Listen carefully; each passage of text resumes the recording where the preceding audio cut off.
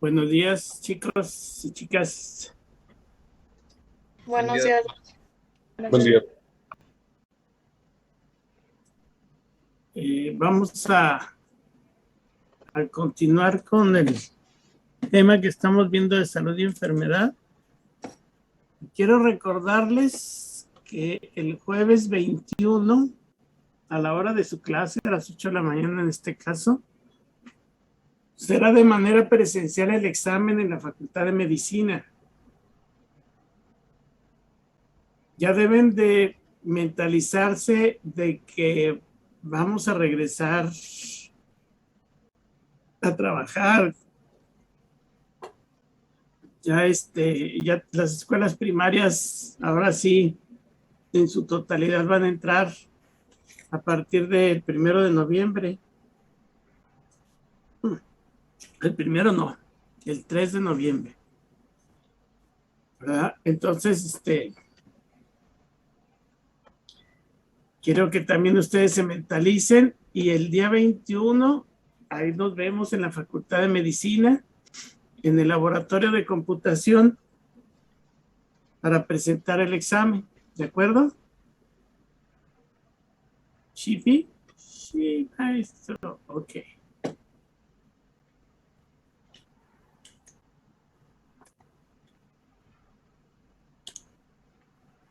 Bien, el equipo que sigue, por favor, déjenme, les doy chance de compartir. Y listo. Ok.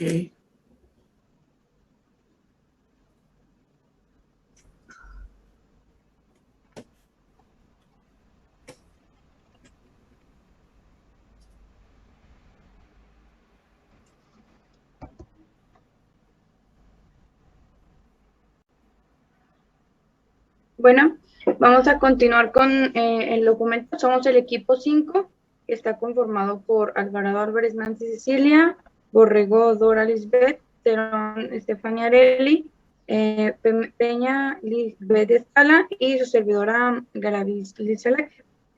Vamos a comenzar con lo que es la cadena epidemiológica, que esta pues sirve para entender las relaciones entre los diferentes elementos que llevan a cabo para la aparición de una enfermedad transmisible. También se le denomina cadena de infección y su objetivo es ordenar pues los eslabones, vaya, porque se llama cadena epidemiológica, pues se identifican como los puntos principales en una secuencia continua de interacción entre un agente, el huésped y el medio para poder llevar a cabo la aparición de la enfermedad. Bueno, aquí tenemos lo que es en sí la cadena epidemiológica. Como primero tenemos la aparición del agente causal específico, el segundo va a ser el reservorio, el tercero puerta de salida del agente, cuarto modo de transmisión del agente, 5 puerta de entrada en el nuevo huésped y 6 susceptibilidad del huésped. Estos puntos los vamos a ir viendo más adelante. Entonces vamos a comenzar con el número 1, que es agente causal específico. Bueno, un agente causal es un factor que está presente para que ocurra una enfermedad. Este agente, por lo general, puede ser considerado una causa necesaria, pero no suficiente para la producción de una enfermedad, para que se desarrolle. Puede ser, bueno, primero,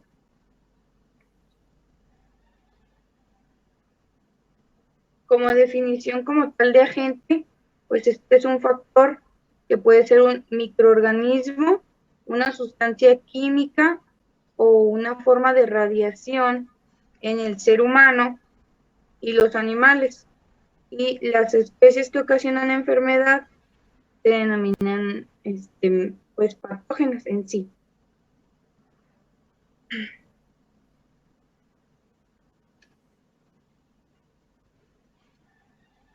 Ahora sí, tenemos diferentes tipos de agentes.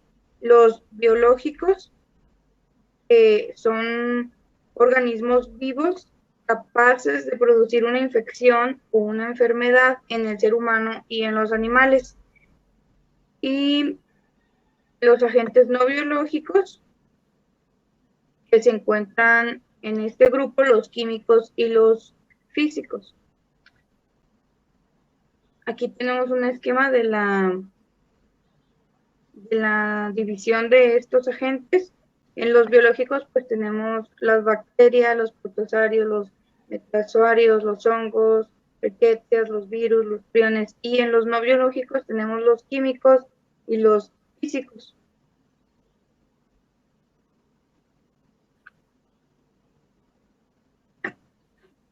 Y ya sería todo de mi parte.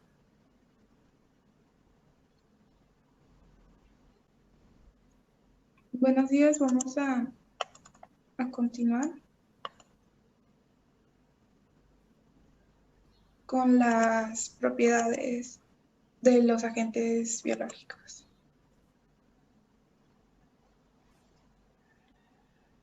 Permítame un momento. Bueno, estas son las que se refieren a su perpetuación como especie, las que rigen el tipo de contacto con el huésped humano y las que determinan la producción de la enfermedad a partir de este contacto con el huésped. Bueno, tenemos que la composición química y la morfología, que esta última y el tamaño, la forma, la estructura, pues son propiedades intrínsecas de los microorganismos, es decir, que son características propias de estos. Los agentes microbianos tienen una característica relacionada con el huésped, que es la habilidad de inducir inmunidad específica, y a esto se le denomina antigenicidad o también inmunogenicidad. Bueno, la cantidad de antígeno producido durante una infección puede ser diferente según el agente biológico, y también tenemos otros factores importantes como son el sitio de multiplicación del agente y el grado de diseminación, que puede variar también según el agente biológico. Y como ejemplo tenemos al virus de la influenza, que este se multiplica solamente en las células epiteliales del árbol traqueobronquial, y por otro lado están el virus del sarampión y de la fiebre amarilla, que estos se van a diseminar a la sangre, se diseminan al torrente sanguíneo, se van a multiplicar en numerosos sitios del cuerpo, y aquí la inmunidad va a ser mucho más efectiva y duradera. Otra propiedad de los agentes biológicos es la vulnerabilidad al ambiente, a sustancias químicas, a agentes químicos, agentes físicos, perdón, y terapéuticos. Es decir, la vulnerabilidad es una incapacidad de resistencia cuando se presenta un fenómeno amenazante para el agente biológico, como lo puede ser el calor, la radiación, algunos fármacos, etcétera. Bueno, tenemos que las poblaciones o cepas de especies microbianas están sujetas a cambios impredecibles, lo que va a llevar a la selección natural, que puede ser por mutación o por cambios en cuanto a los equilibrios de la población microbiana, de aquellas formas de estas que son capaces de sobrevivir, y a las cuales a menudo, van a resultar en cepas que son resistentes a los medicamentos, que ha hecho que el manejo de las enfermedades infecciosas se vuelva un asunto más complejo, y es un problema creciente que tenemos en la actualidad. Y un ejemplo de esto es el caso del gonococo, que este era uniformemente susceptible a las sulfamidas, cuando estas se descubrieron como a finales de 1930, pero estas se distribuyeron ampliamente y se les dio un mal uso en muchas ocasiones, lo que llevó a generar que casi todas las cepas de gonococo se tornaran resistentes. Ya sería todo por mi parte.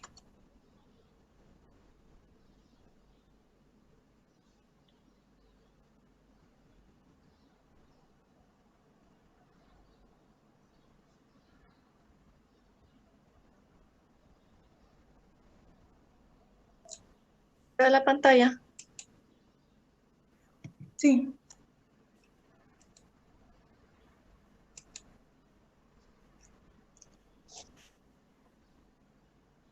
Bueno, vamos a continuar hablando del huésped, que este pues va a ser una persona o un animal vivo, incluyendo pues las aves, los artrópodos, que pues en circunstancias naturales van a permitir la subsistencia o el alojamiento de un agente infeccioso. Y pues la entrada del agente, ya sea biológico o no biológico, en el huésped va a iniciar el proceso de infección o un periodo de latencia en las enfermedades no transmisibles. Y recordando un poquito lo que se vio la semana pasada con el equipo anterior, pues vamos a tener este vector que la influencia va a ser recíproca entre el agente causal, perdón, el huésped y el ambiente en el que se encuentra. Y pues estos van a intervenir y van a dar como consecuencia una enfermedad. Hablando de la infección, pues una infección va a ser la entrada y va a ser el desarrollo o multiplicación de un agente infeccioso en el organismo de una persona o un animal. Y pues la presencia de agentes infecciosos vivos en las superficies del cuerpo o en otras superficies, por ejemplo, en los juguetes, en la ropa, en la leche, en el agua y en los alimentos, pues no van a constituir la infección, sino va a ser la contaminación de tales superficies y el desarrollo sobre el cuerpo del agente, de agentes patógenos que mencionaban en el artículo, el ejemplo de los piojos, se va a llamar infestación. En cuanto a la infectividad, pues esta se va a definir como la capacidad del agente infeccioso de poder alojarse o multiplicarse dentro de un huésped. Y la medida básica de infectividad es el número mínimo de partículas infecciosas que, que se requieren para producir una infección. Esta va a ser la dosis infectante mínima. Y pues para un agente microbiano ya se ha determinado pues este número de infectividad puede variar mucho de un huésped a otro, aunque sea de la misma especie. Y pues esto tiene que ver con la puerta de entrada, también la edad y las características que presente el huésped, porque pues no todos vamos a ser susceptibles a infectarnos de la misma manera. Y pues las comparaciones exactas y directas de la infectividad, pues no se puede hacer en humanos, solamente se puede hacer en animales bajo condiciones de lo que es laboratorio. El sarampión y la varicela, pues estos son ejemplos de máxima infectividad, mientras que las paperas y la rubiola va a ser de infectividad intermedia.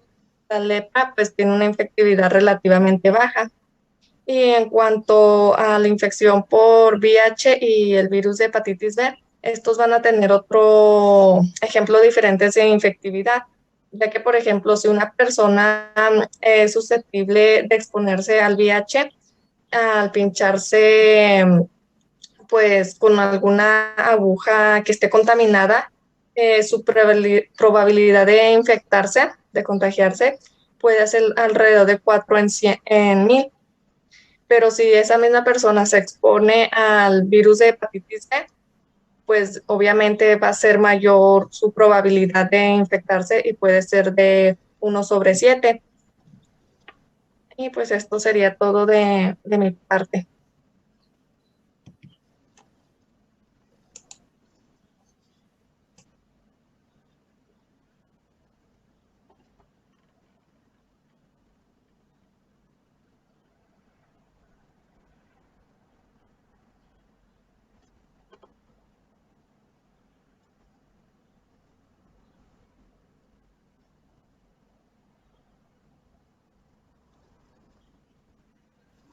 Nada más que permítanme tanto para poderlo hacer completo porque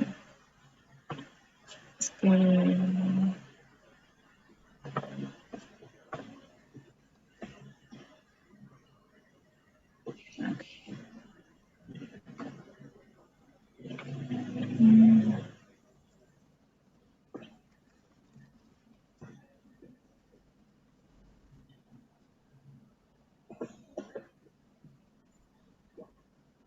¿Ya les aparece?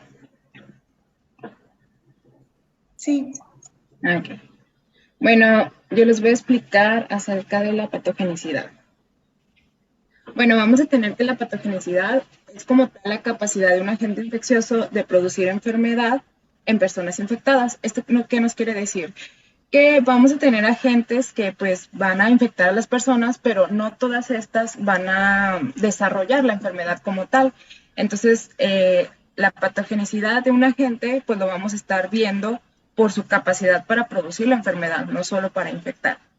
Y pues tenemos que esta capacidad de producir enfermedad va a depender de varios factores, como lo es pues la rapidez, el grado de daño que la gente nos vaya a producir en nuestro organismo, así como su multiplicación de este agente y el hecho de que también este tenga algunas características como el producir algunas toxinas.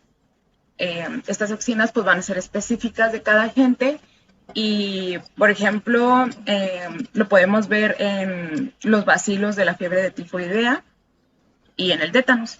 Estos son dos ejemplos en los que podemos ver estas toxinas.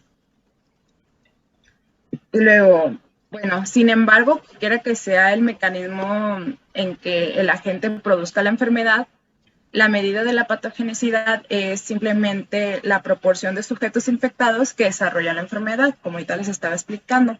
Esta, pues, si podemos ver, tiene una, pues, se asimila a la infectividad y esta, al igual, pues, desarrolla grados de patogenicidad. Vamos a tener aquí que, por ejemplo, la rabia, el SIDA y la varicela, pues, son altamente patógenos. ¿Esto qué nos quiere decir? Que, pues, por ejemplo, aquí podemos ver que cada infección que se produce en los individuos, pues, resulta en una enfermedad. O sea, cada persona infectada desarrolla la enfermedad como tal. También vamos a tener, por ejemplo, el rinovirus, que nosotros podemos verlo como el catarro común, que este, pues, también ocupa un lugar alto en la escala, ya que cerca del 80% de las infecciones que se producen, pues, desarrollan como tal enfermedad. También vamos a tener las paperas y la rubiola.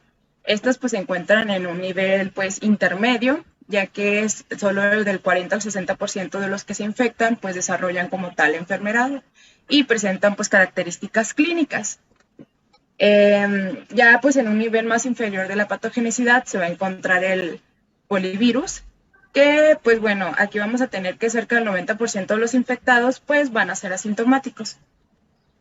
Vamos a tener que también, pues, aquí la capacidad de los agentes de infectar y, pues, producir las enfermedades en nosotros los humanos depende, pues, también de la susceptibilidad del huésped, ya que no todas las personas, aunque estén igualmente expuestas al agente, pues, van a ser infectadas.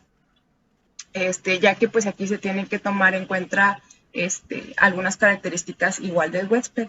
Y bueno, vamos a tener que aquí, pues en las personas infectadas, pues algunas van a presentar o no los síntomas. Las personas que no presentan los síntomas, ni signos clínicos, pues aquí se le va a dar la determinación a una infección inaparente o subclínica.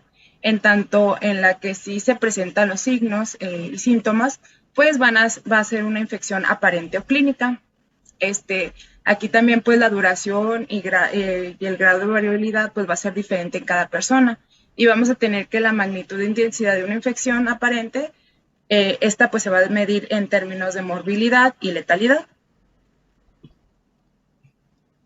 Vamos a tener que, bueno, aquí vamos a tener un mecanismo de patogenicidad microbiana. Vamos a tener que una vez que la bacteria es transmitida hasta el huésped, este huésped pues es un huésped susceptible, esta va a causar la enfermedad al ingresar pues al huésped, adherirse a sus tejidos y penetrar en él.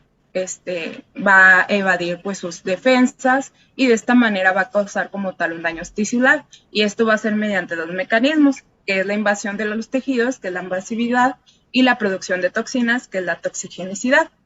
Vamos a tener que la invasión va a causar pues daños demostrables en el sitio en donde se va a estar localizando el patógeno, y vamos a tener que las toxinas solubles, pues estas va a ser de gran importancia el hecho de saber si una enfermedad produce toxinas, ya que estas se van a transportar por la linfa y la sangre.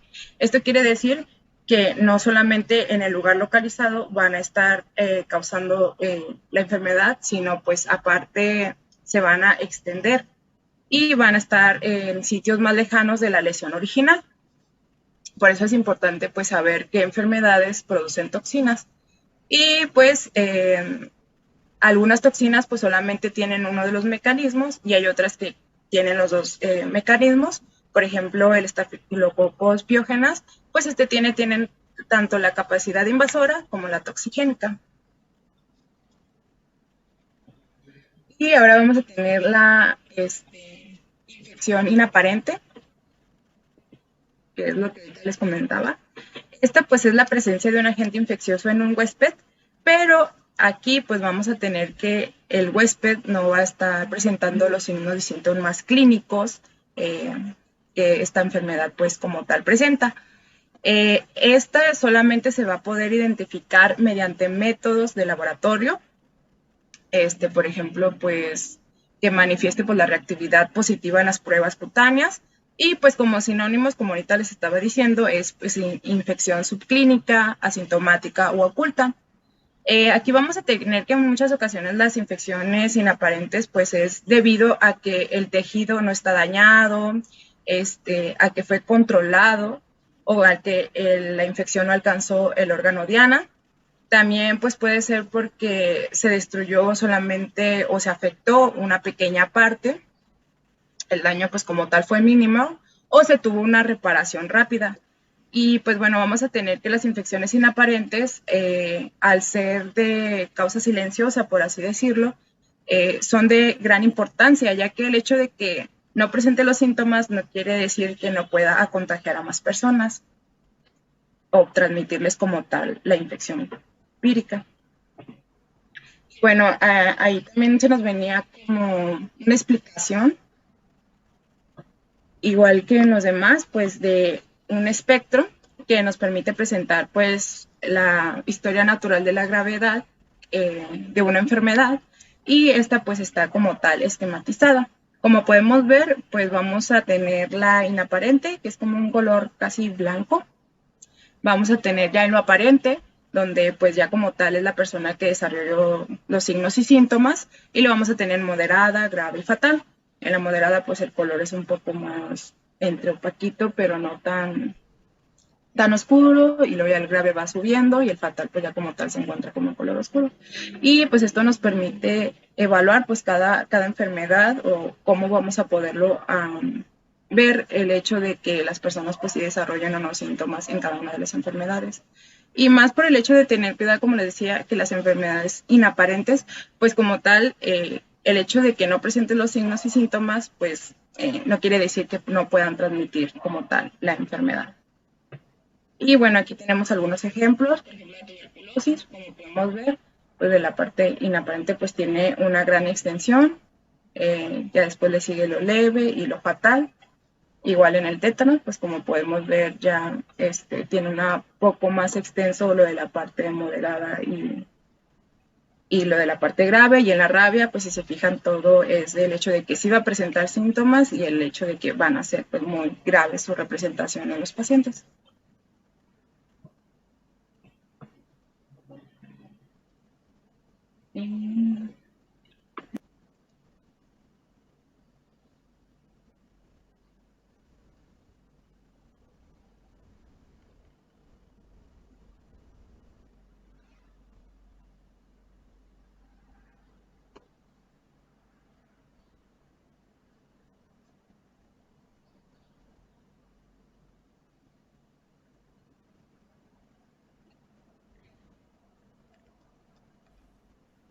Buenos días, ¿ya se ve bien? Sí, sí, Sí, ¿sí me escucho bien? sí, déjala. Bueno, ya nada más por último vamos a recalcar sobre la virulencia y la letalidad. En cuanto a la virulencia,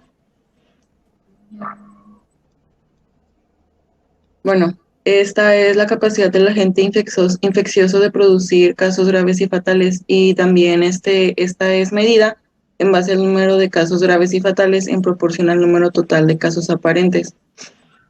En cuanto a la letalidad, es una característica que es frecuentemente empleada pues para describir la gravedad de una epidemia, y esta se va a medir en base al número de casos fatales en proporción al número total de casos diagnosticados en el periodo.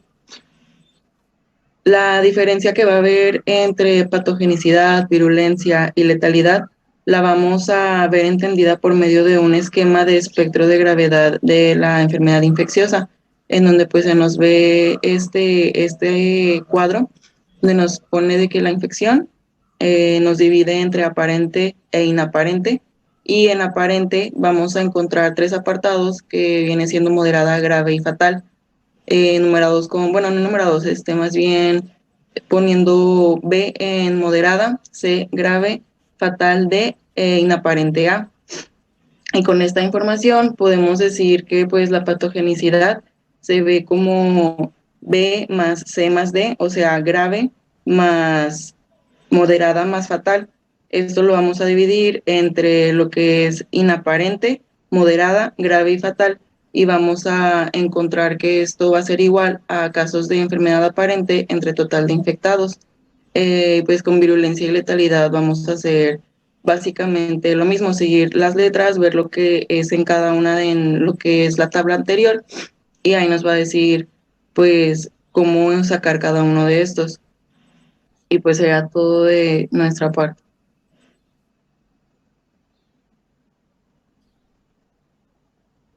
Muy bien. Son conceptos muy sencillos, pero que se pudieran prestar a confusión. Yo le voy a preguntar, ¿es lo mismo la letalidad por COVID que la mortalidad por COVID? No, doctor. ¿No? ¿En qué se diferencian? La letalidad y la mortalidad por COVID. Uh-huh.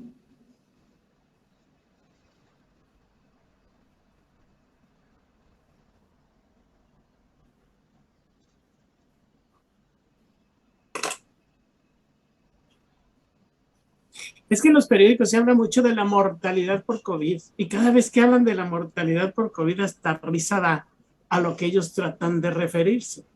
¿Por qué? Pues porque nadie les ha explicado que son cosas completamente diferentes. Usted me acaba de decir la letalidad, ¿verdad? Casos fatales entre el número de casos. Pero fíjese que la mortalidad ya es muy diferente, porque la mortalidad se mide de acuerdo a grupo de edad, se mide de acuerdo a razas, se mide de acuerdo a países completos, se mide de acuerdo, o sea, la mortalidad se puede hasta por enfermedades relacionadas con la enfermedad en la que estamos trabajando, ¿verdad? Por ejemplo, miren, ahorita se están presentando muchos infartos y enfermedades vasculares cerebrales en algunos pacientes que padecieron de COVID moderado.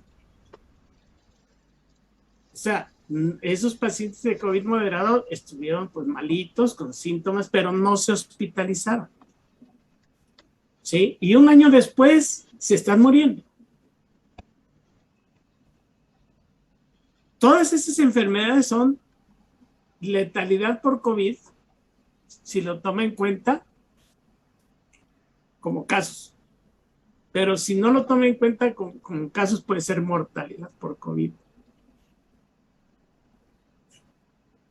Lo que comentábamos la vez pasada, hay mucha gente que, por ejemplo, voy a poner un ejemplo extremo, ¿no? Un paciente que durante la epidemia del miedo que tenía no quiso salir a atenderse de un dolor de muelas.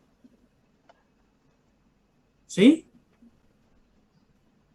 Y ese paciente se infecta, la infección llega hasta la garganta y se muere. O un paciente que tiene hipertensión arterial, pero no quiere ir a un hospital porque tiene el temor de contagiarse. Ese paciente, pues, tiene un accidente vascular cerebral y se muere por falta de tratamiento. Estos pacientes no se toman en cuenta como letalidad, pero sí se toman en cuenta como mortalidad. Pero observan ustedes qué fácil es confundirse. Muy fácil es confundirse. Entonces, cuando las autoridades de salud dan a conocer el número de casos de mortalidad por COVID, ¡hijo! Hacen un escándalo gigante, pero gigante, ¿no? Los medios de comunicación, ¿no? Pues porque no se está refiriendo realmente a la letalidad, sino está refiriéndose a en general todo lo que está produciendo el COVID, ¿verdad? Hasta aquellos que se murieron por culpa del COVID sin tener COVID, ¿verdad? Entonces todos ellos normalmente se incluyen en la mortalidad por COVID, pero no en la letalidad por COVID. Bien, ahora, hay otro término que se presta mucho a confusión, y eso han tenido la culpa precisamente la gente ignorante que maneja los términos. Esto lo vamos a encontrar por todos lados, los sesgos, ¿verdad? La virulencia. La gente confunde la virulencia con la infectividad. Y es muy fácil confundirla porque ustedes cuando ven una noticia extraordinaria o amarillista, la comparten inmediatamente. O ahí mismo te dice, compártela para que se vuelva viral.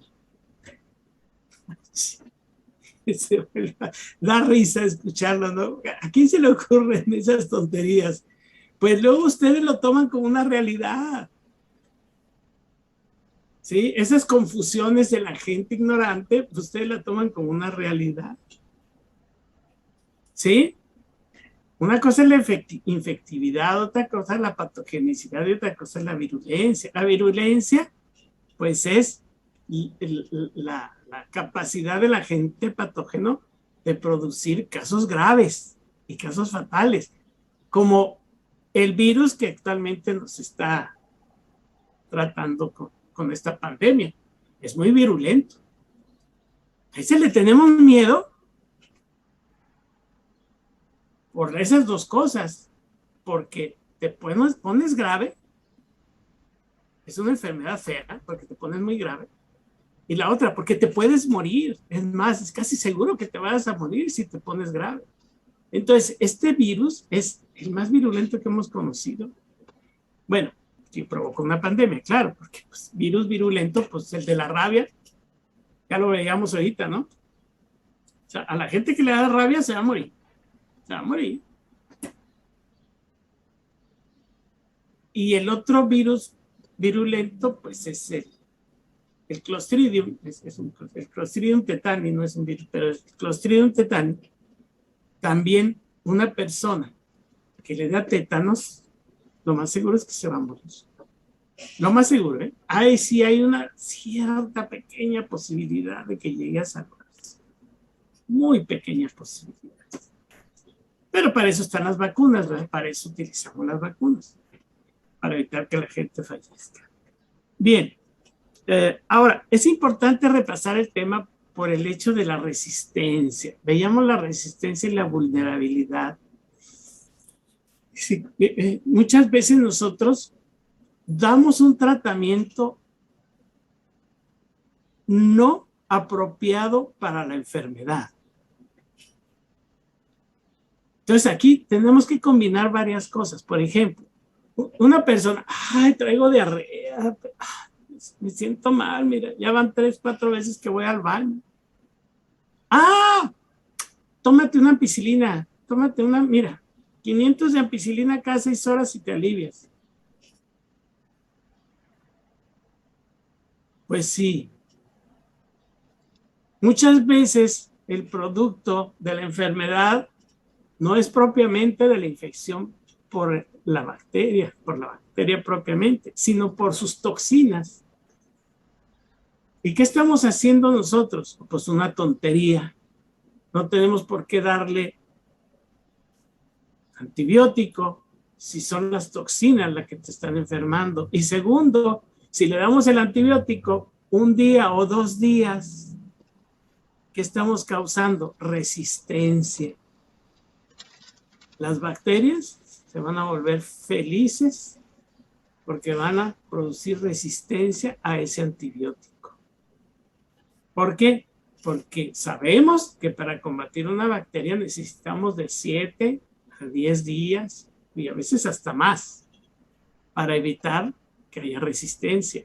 Depende de los antibióticos. Hay antibióticos muy rápidos y de más corta prescripción, o sea, de hasta 2 y 3 días.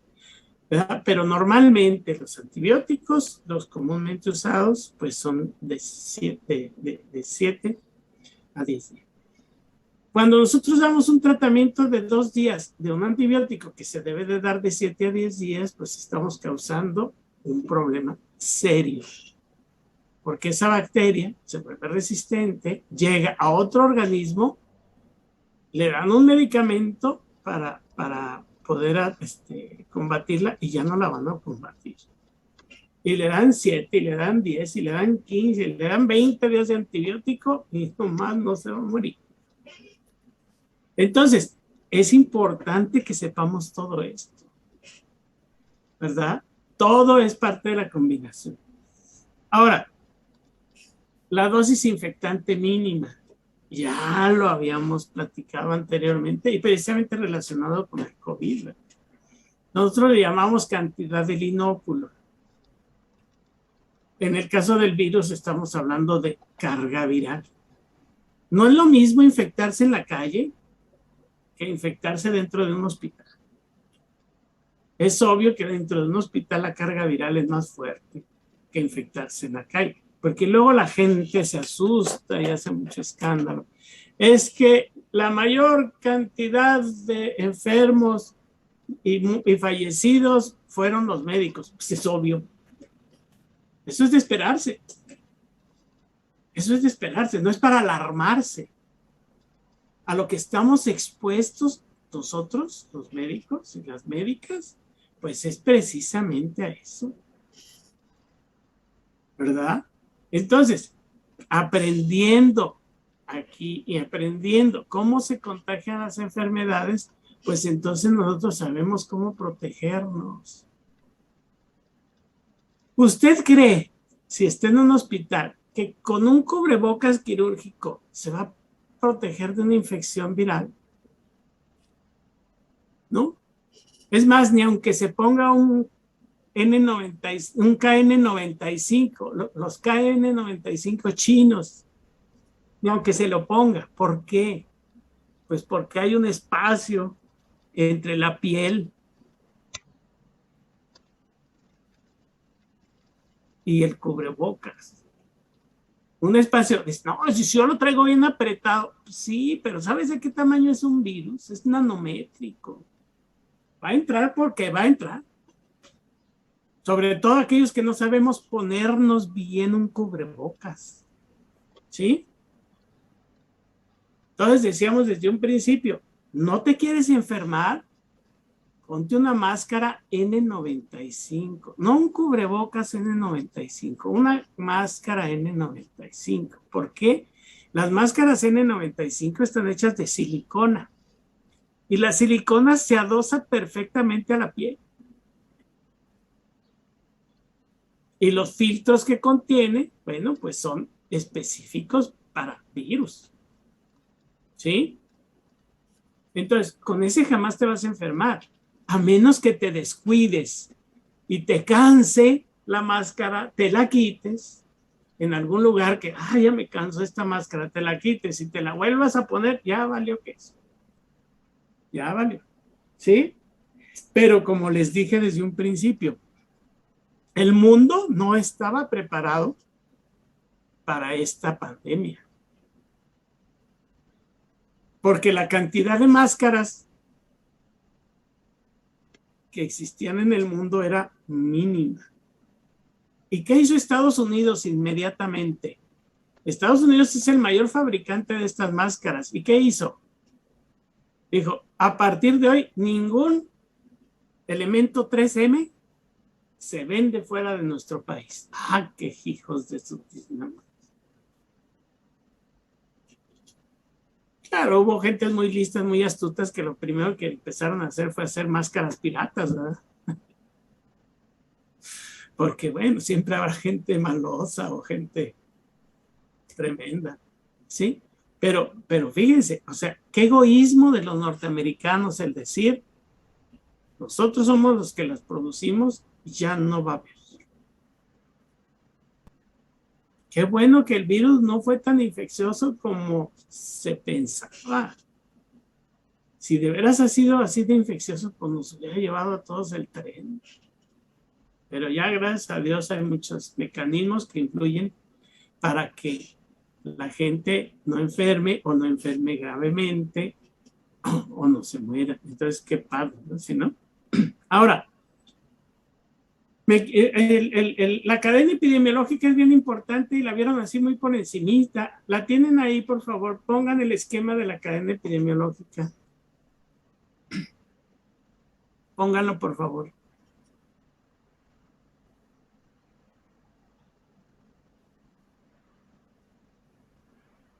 ¿Por qué? Porque hemos estado hablando de modelos de producción de enfermedades. Acuérdense que estamos hablando de un tema que es salud y enfermedad.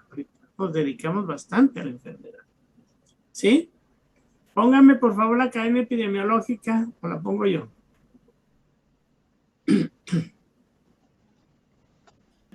El esquema. Dora. Doctor. Sí. Estamos viendo cómo se producen las enfermedades, los diferentes modelos, ¿sí?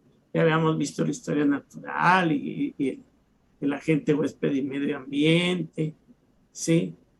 Y aquí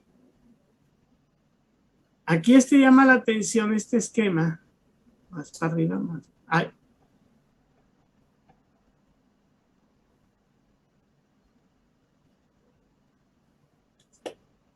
Ok. Okay. Este esquema llama la atención por algo, ¿sí? Es un poquito más completo en el sentido de los anteriores porque toma en cuenta el agente causal aquí está. Y luego ya habíamos dicho que pues podía haber un reservorio o un vector en las otras modelos de producción de enfermedad. Aquí lo interesante es que toma en cuenta la puerta de salida del agente y la puerta de entrada del nuevo agente a través de un mecanismo de producción. ¿Por qué esto es importante? Pues, porque, vamos a ver, si el modo de transmisión del agente es gastrointestinal, pues es más fácil de controlarlo. O el modo de transmisión de la agente es a través de la piel, pues es mucho más fácil controlar. Pero si el modo de transmisión es respiratorio, como en el caso de la enfermedad que tenemos ahorita, la pandemia, pues entonces es muy difícil controlarlo. ¿Sí? Porque con el solo hablar delante de una persona, pues lo estás infectando. Y si es gastrointestinal, pues con hablar no, ¿verdad? Tendrías que ir al baño, llenarte de bacterias la mano y después tomar alimentos o saludar a una persona o alguna manera a través de los vómites, pues contagiar. Pero no nada más hablando. O sea, fíjense cómo es más difícil. Ahora, lo curioso de este virus en el que estamos trabajando ahorita, el coronavirus, se reproduce en vías respiratorias superiores. Ahí llega, ahí infecta y ahí se reproduce rápidamente. Y luego de ahí pasa al resto del cuerpo. Y las partes más afectadas vienen siendo las partes intestinales. Es donde más células de reproducción hay para el virus. ¿Sí? Pero curiosamente, el virus no se transmite por vía gastrointestinal. Imagínense donde este virus se hubiera transmitido por vía aérea y vía gastrointestinal. Entonces, qué mala onda. ¿Sí? Al principio ya ve todas las medidas que teníamos con los alimentos. ¿Sí? Es más, se los juro que yo al principio no salía a ningún restaurante, a ninguno. No compraba ni hielo. Ni hielo. Yo me almacené aquí alimentos y mi señora y yo preparábamos todos los días nuestro propio alimento. ¿Por qué? Porque sabíamos desde un principio dónde se desarrollaba el virus, en los intestinos. Ataca páncreas, ataca hígado, ataca vaso, ataca todo. ¿Sí? Y en los intestinos pues, se reproduce, pero rápidamente, por millones. Pero lo curioso es que la transmisión digestiva es rara, muy rara, muy rara. Y ahí fue donde ya empezamos a tomar confianza. Cuando nos dimos cuenta que el virus no se transmitía por los alimentos. Si no, imagínense qué friega nos hubiera causado. Normalmente así son los virus. Escogen una vía, ¿sí? Una puerta de salida, una puerta de entrada. Porque al principio, acuérdense, cuando investigaron la cantidad de virus que había en el excremento, miles de millones, ¿no? Pero después nos dimos cuenta que todo ese proceso hacía que los virus pues se desactivaran de poco a poco por la forma en la que eran expulsados. No aguantaban el olor de la caca. Y... no es cierto, esto es cotorreo. Pero sí, entonces ya nos dimos cuenta que no era tan fácil transmitirlo a través de vías digestivas, pero sí a través de vía aérea, a pesar de que en los pulmones se reproduce poco el virus. Imagínense, donde los pulmones fueran donde se reprodujeran más, sería mucho más infeccioso, más contagioso. Pero no es así. Bien, entonces aquí es importante la puerta de salida a la gente, el modo de transmisión y la puerta de entrada, ¿verdad? Claro, lo demás también es importante, pero no lo habíamos mencionado en otros modelos y aquí lo ponen como un eslabón, ¿verdad? Entonces, eso es lo interesante de esto. Muy bien, ¿ya lo puede quitar?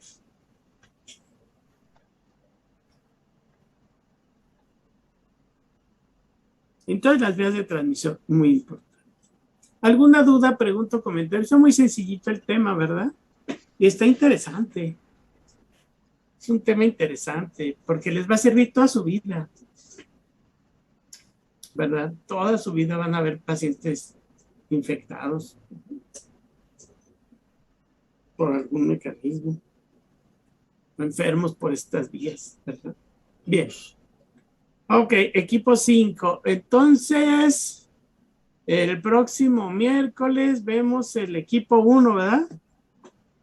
¿Quedarían qué? Equipo 1. A ver, déjenme ver un calendario. Déjenme ver, espérenme. Empezaríamos con reservorio, doctor. Sí, miren.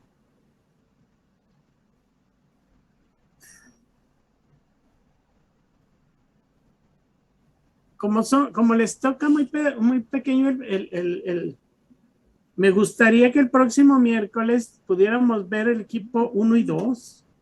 ¿Sí se podrá? ¿Sabe por qué? Porque la próxima semana es semana de exámenes. Es semana de exámenes. Y algunos maestros les pedirán que sea presencial y otros virtual. Yo les voy a pedir que sea presencial. ¿Sí? ¿Por qué? Porque estamos a un paso de reanudar las actividades presenciales. A un paso.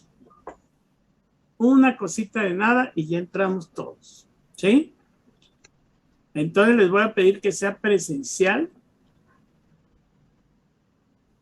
Y la próxima clase ver los equipos 1 y 2. ¿Por qué? Porque al terminar, porque son los 2 últimos equipos que quedan, ¿verdad?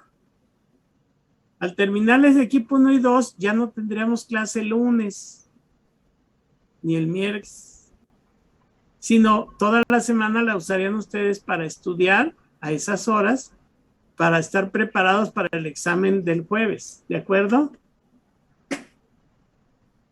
Y además, esa es la semana de exámenes. Se supone que los maestros no deberíamos dar clases esa semana. Se supone, pero pues ya ven que cada maestro hace lo que quiere, ¿verdad? Pero se supone que no deberíamos de dar clases, sino que cada quien se inmiscuyera en sus exámenes, ¿verdad?